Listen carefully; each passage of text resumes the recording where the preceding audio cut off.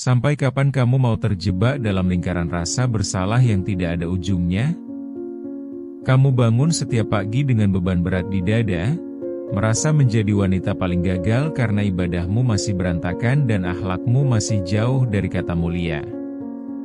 Kamu melihat wanita lain yang tampak begitu syalihah, begitu tenang, dan begitu teratur hidupnya, lalu kamu mulai mengutuk dirimu sendiri di depan cermin sambil bertanya kenapa kamu begitu buruk. Kekecewaanmu pada diri sendiri itu sebenarnya bukan bentuk taubat, tapi bentuk kesombongan yang terselubung. Kamu merasa bahwa kamu harus sudah sempurna saat ini juga, seolah-olah pintu ampunan Tuhan hanya terbuka untuk mereka yang sudah bersih tanpa noda.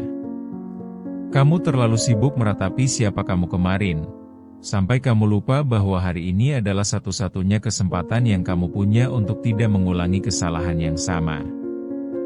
Berhenti memanjakan rasa putus asamu, karena itu hanya cara halus agar kamu tidak perlu berusaha lagi. Kamu merasa sudah terlalu jauh melangkah di jalan yang salah, dan sekarang kamu takut untuk sekadar menoleh ke belakang. Ada rasa sesak yang menghimpit setiap kali kamu mencoba mendekat kepadanya, karena kamu merasa tidak pantas, merasa kotor, dan merasa menjadi beban bagi langit. Kamu mencoba memperbaiki satu hal, tapi kemudian kamu jatuh lagi ke lubang yang sama, dan saat itulah kamu merasa bahwa kamu memang ditakdirkan untuk menjadi pendosa selamanya. Realitanya, kamu sedang berperang dengan ekspektasimu sendiri yang terlalu tinggi namun tidak dibarengi dengan disiplin yang nyata. Kamu ingin menjadi muslimah yang ideal dalam semalam, tanpa mau melewati proses berdarah-darah dalam melawan hawa nafsu. Kamu menginginkan hasil akhir yang indah, tapi kamu benci dengan proses pembersihan yang menyakitkan. Inilah yang membuatmu merasa putus asa, karena kamu lebih mencintai bayangan kesempurnaan daripada kenyataan perjuangan.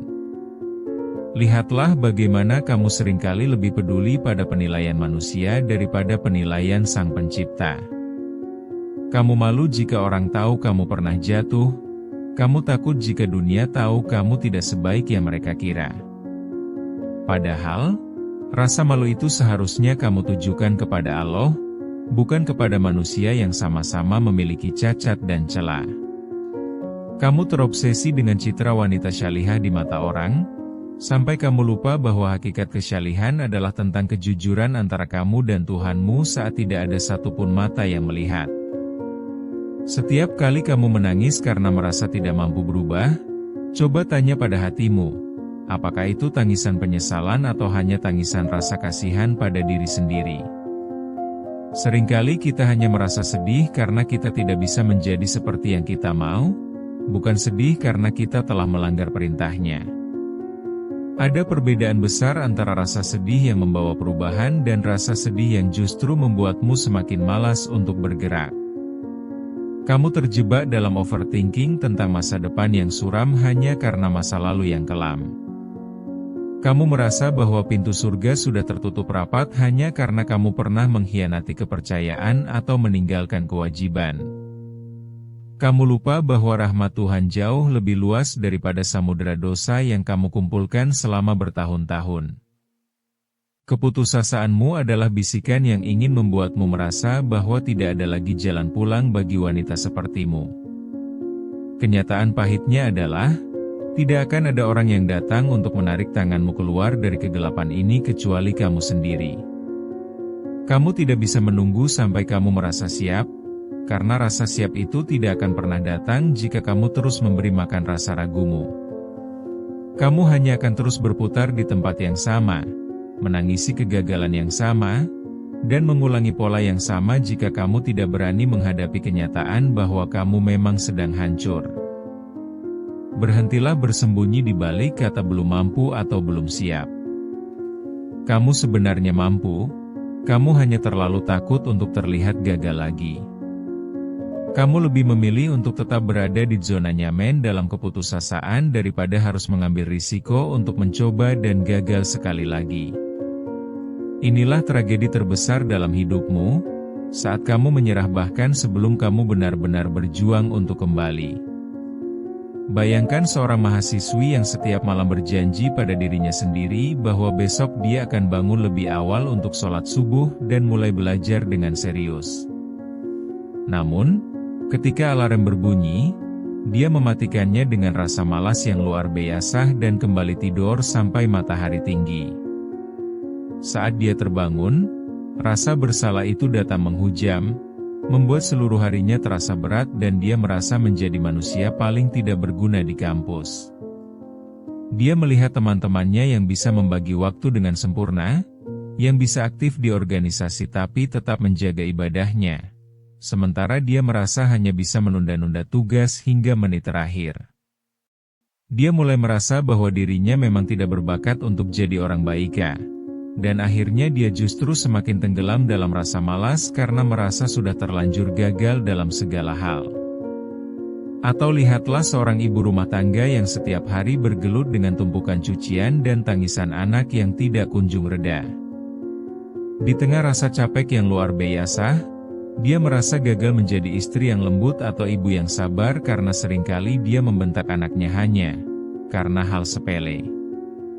Dia menangis di kamar mandi, merasa bukan wanita syalihah yang bisa menjadi teladan bagi keluarganya, dan merasa Allah tidak ridha kepadanya karena emosinya yang tidak stabil. Dia mencoba membaca buku agama atau mendengar ceramah untuk menenangkan hatinya, tapi fokusnya terpecah oleh gangguan rumah tangga.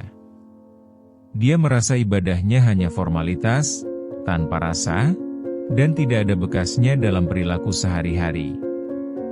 Rasa tidak berdaya ini membuatnya merasa bahwa menjadi wanita baika adalah hal yang mustahil baginya, seolah ada tembok besar yang memisahkannya dengan ketenangan jiwa. Ada juga seorang wanita pekerja yang setiap hari berhadapan dengan tekanan kantor yang gila-gilaan dan lingkungan yang toksik. Dia berusaha menjaga hijab dan akhlaknya, tapi seringkali dia terpaksa ikut dalam obrolan yang penuh gibah hanya agar tidak dikucilkan oleh rekan kerjanya. Setiap kali dia pulang ke rumah, dia merasa kotor dan merasa telah mengkhianati prinsip hidupnya sendiri hanya demi pengakuan manusia. Dia merasa terjepit antara tuntutan profesionalisme dan keinginan untuk menjadi hamba yang taat. Dia merasa bahwa hidupnya adalah sebuah kepura-puraan yang melelahkan, di mana dia harus memakai topeng yang berbeda di setiap tempat. Perasaan tidak konsisten ini membuatnya merasa putus asa, seolah-olah dia adalah seorang munafik yang tidak akan pernah bisa mencapai derajat iman yang sesungguhnya. Sekarang coba kamu berhenti sejenak dan tarik napas dalam-dalam. Sadarilah bahwa perasaan tidak cukup baika yang kamu rasakan saat ini sebenarnya adalah tanda bahwa imanmu masih ada. Orang yang benar-benar mati hatinya tidak akan merasa sedih saat dia berdosa, dan tidak akan merasa gelisah saat ibadahnya berantakan. Kegelisahanmu adalah cara Tuhan memanggilmu pulang, sebuah sinyal bahwa kamu masih diinginkan untuk kembali ke jalannya. Kamu tidak perlu menjadi sempurna untuk mulai melangkah, karena kesempurnaan itu bukan milik manusia. Tuhan tidak meminta kamu untuk langsung menjadi wanita tanpa dosa, tapi Dia meminta kamu untuk tidak pernah berhenti berusaha memperbaiki diri. Satu sujud yang jujur meskipun penuh air mata lebih berharga daripada 1000 rakaat yang dilakukan hanya untuk dipuji orang lain atau sekadar menggugurkan kewajiban. Mulailah dengan menerima bahwa kamu memang sedang terluka dan sedang tidak serius saja. Jangan paksa dirimu untuk langsung berlari jika untuk berdiri saja kamu masih gemetar. Ambil satu langkah kecil, satu perubahan kecil yang konsisten. Meskipun itu hanya sekadar memperbaiki bacaan syalatmu atau mulai belajar memaafkan dirimu sendiri atas kesalahan masa lalu. Ingatlah bahwa setiap wanita besar yang kamu kagumi saat ini, pasti pernah memiliki masa lalu yang ingin mereka hapus. Mereka bukan tidak pernah jatuh, tapi mereka memilih untuk bangun setiap kali mereka tersungkur. Perbedaannya hanya satu. Mereka tidak membiarkan rasa putus asa mengambil alih kemudi hidup mereka. Sementara kamu masih terlalu asyik meratapi luka yang sebenarnya bisa kamu obati sendiri. Sekarang hapus air matamu dan berdirilah dengan tegak. Berhenti menggunakan alasan masa lalu untuk menghancurkan masa depanmu, karena itu adalah bentuk kebodohan yang paling nyata. Kamu tidak punya waktu untuk terus-terusan merasa gagal, sementara umurmu terus berkurang setiap detiknya. Dunia tidak peduli dengan rasa sedihmu, dan setan sangat senang melihatmu terpuruk dalam keputusasaan karena itu adalah cara termudah untuk menjauhkanmu dari Tuhan. Paksa dirimu untuk bergerak meskipun hatimu terasa berat. Lawan rasa malasmu, lawan rasa ragumu, dan lawan semua pikiran negatif yang mengatakan bahwa kamu tidak mampu. Jika kamu bisa jatuh berkali-kali, maka kamu juga harus bisa bangun berkali-kali dengan kekuatan yang lebih besar. Jangan biarkan sisa hidupmu habis hanya untuk menyesali hal-hal yang sudah tidak bisa kamu ubah, tapi fokuslah pada apa yang bisa kamu perbaiki mulai detik ini.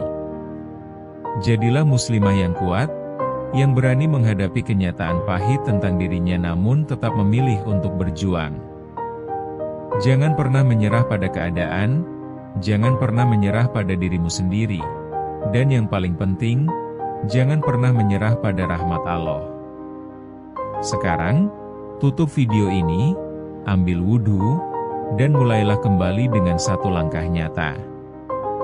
Buktikan bahwa kamu lebih besar dari rasa putus asamu.